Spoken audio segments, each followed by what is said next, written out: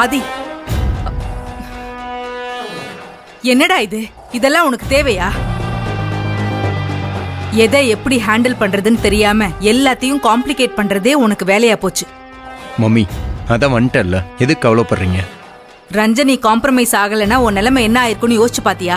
நீங்க சத்தியத்தை வாபஸ் வாங்கியிருக்கவே கூடாது. என்ன ரிமைண்ட் பண்ணிருந்தா கூட பரவாயில்ல. ரஞ்சனி அவ ஃப்ரெண்ட்ஸோட இருக்கிறது மட்டும் நம்ம குடும்பத்துக்கு கௌரவ குறைச்சல் இல்ல ஆதி. நீ கோர்ட்டு கேஸ்னு அலைஞ்சுக்கிட்டு இருந்தா அதுவும் நமக்கு கேவலம் தான். அப்படிலாம் எதுவும் இல்லம்மா, இது பெயிலபிள் கேஸ் தான். எப்படியும் ஜாமீன் கிடைச்சிருக்கும். பிசினஸ்ல இருக்க நமக்கு இதெல்லாம் ரொம்ப சாதாரணம். நீங்க ரஞ்சனிக்கு செய்த ப்ராமிஸை வித்ட்ரா பண்ணிருக்க தேவையே இல்லை. இது தேவையா இல்லையான்னு இனிமே பேசி ஒன்னும் ஆக போறதில்ல. நான் ஆரம்பத்துல இருந்தே உனக்கு சொல்றதுதான். நீ அதை காதுல போட்டுக்கிட்ட மாதிரியே தெரியல. 15 வருஷமா என் கைய மீறி போயிருந்தா. அதுக்காக தான் நான் தாத்தா மேல சத்தியம் பண்ண வச்சு என் கண்ட்ரோல்ல அவளை கொண்டு வந்தேன். உன் அவசர புத்தியால எல்லாம் போச்சு. மறுபடியும் சொல்றேன், இனிமேலாவது ரஞ்சனி விஷயத்துல நீயா எந்த முடிவும் எடுக்காத. அவ ஃப்ரெண்ட்ஸ பழி வாங்குறங்கிற பேர்ல சீப்பா இந்த மாதிரி நீ நடந்துக்காத. அது நமக்கு தான் அசிங்கம். புரிஞ்சுதா?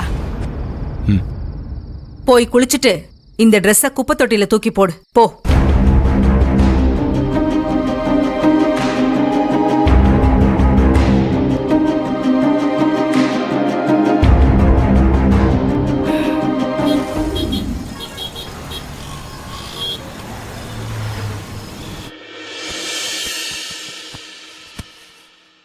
ரத்னா, கரெக்டா போடுமா. ரத்னா,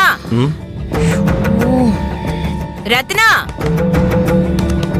வர அத்தை. ஏங்க, இன்னும் என்னங்க அவங்களுக்கு 3 நாளா சாப்பிட விடாம தூங்க விடாம சாவடிச்சது பத்தலையாமா?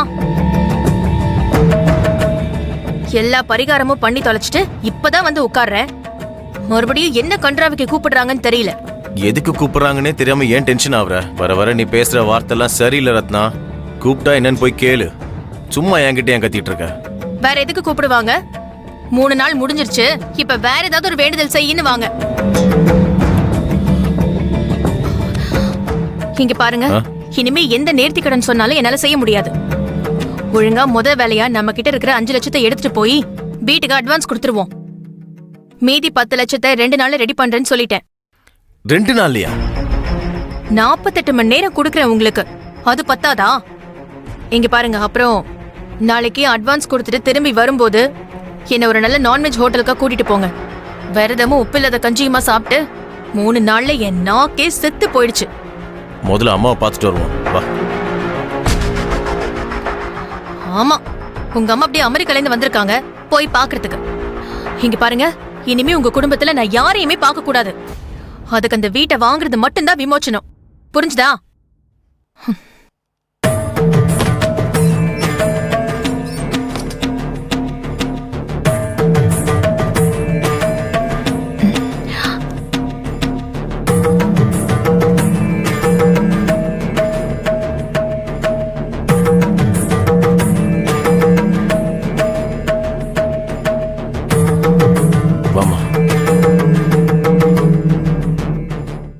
கூப்பிட்டு எவ்வளவு நேரம் ஆகுது ரத்னா? இல்லத்த, ரொம்ப டயர்டா இருந்துச்சு. நீங்க கூப்பிட்ட உடனே எந்திரிச்சிட்டேன். அது அப்படியே தலை ரொம்ப சுத்திடுச்சு. என்னமா சமாளிக்கிற? அண்ணி, நாளைக்கு ஃபுல் டே ரெஸ்ட் எடுங்க அண்ணி, எல்லாம் சரியாயிடும்.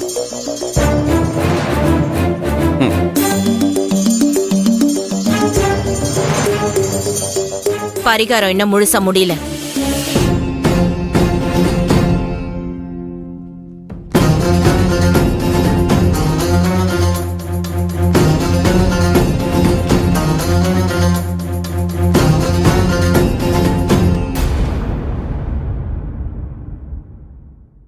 நாளை காலையில எல்லாரும் சுத்த பத்தமா கோயிலுக்கு போயிட்டு மாதவன் பேர்ல லட்சார்ச்சனை பண்ணிட்டு வீட்டுக்கு வந்து அம்மனுக்கு நெய்வேத்தியம் பண்ணி பிரசாதத்தை சாப்பிட்டுட்டு விரதத்தை முடிக்கணும். நாளைக்குதான் பரிகாரம் எல்லாமே முடியுது. அத கவனத்துல வச்சுக்கோங்க. இன்னைக்கு விளக்கு வச்சதோட எல்லாம் முடிஞ்சிருச்சுன்னு ஆளாளுக்கு இஷ்டத்துக்கு எதையும் பண்ணிட்டு இருக்காதீங்க. அதனாலதான் ஒவ்வொருத்தரையும் கூப்பிட்டு தெளிவா சொல்லிட்டு இருக்கேன். நீ இருக்கிற வரைக்கும் எங்களால எதுவும் நிம்மதியா செய்ய முடியாது. செய்யவும் விட மாட்டேன். பாட்டி காலையில சக்கரை பொங்கல் செய்ய போறீங்களா? ஆமாண்ட செல்லம், கோயிலுக்கு போயிட்டு வந்ததும் உனக்கு பிடிச்ச சக்கரை பொங்கல் சாப்பிடலாம். ஏய் ஜாலி ஜாலி ஜாலி. அம்மா உங்களுக்கு சக்கரை பொங்கல் பிடிக்குமா? நாளைக்கு நமக்கு என்ன கொடுத்தாலும் பிடிக்கும் ஐசு. 3 நாளா எதுவுமே சாப்பிடல. ஏய், வாயாடாம நாளைக்கு கோயிலுக்கு தேவையானதெல்லாம் எடுத்து வைப்போம். அத்த, நாளைக்கு எப்ப கோயிலுக்கு போகணும்? 5 மணிக்கெல்லாம் எந்திரிச்சு தலைக்கு குளிச்சிருங்க. குடும்ப பொண்ணுங்க தினமும் பிரம்ம முகூர்த்தத்துல குளிச்சு முழுகி வீட்டுல விளக்கேத்தினாலே குடும்பம் நல்லா இருக்கும்.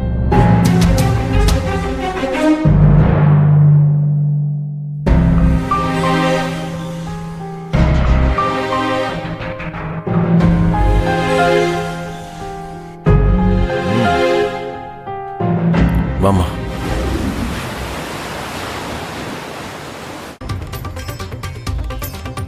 தமிழ்நாட்டில் 72 இடங்களில் கனமழை பெய்துள்ளதாக சென்னை வானிலை ஆய்வு மையம் தகவல்.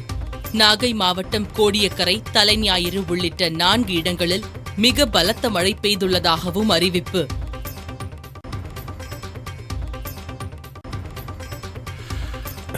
அண்மை செய்தி: சென்னையில் தங்க கடத்தல் கும்பலின் நடமாட்டத்தை போலீசார் கண்டறிந்துள்ளனர்.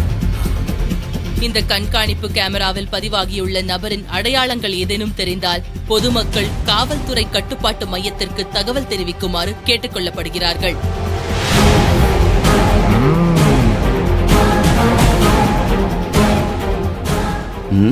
எதுவுமே கிளியரா இல்ல. எப்படி அடையாளம் கட்டுறது? நல்ல போட்டோ வீடியோ போட்டா தானே தெரியும். என்ன நான் சொல்றது கரெக்ட் தானே? ஏன் நீ அவனை பிடிச்சி கொடுத்து சன்மானம் மெடல்லாம் வாங்க போறியா? பிடிச்சி கொடுத்து சன்மானம்லாம் வாங்க போறதில்ல. இந்த மாதிரி கிரிமினல்ஸை சும்மா விடக்கூடாது. என்ன நான் சொல்றது?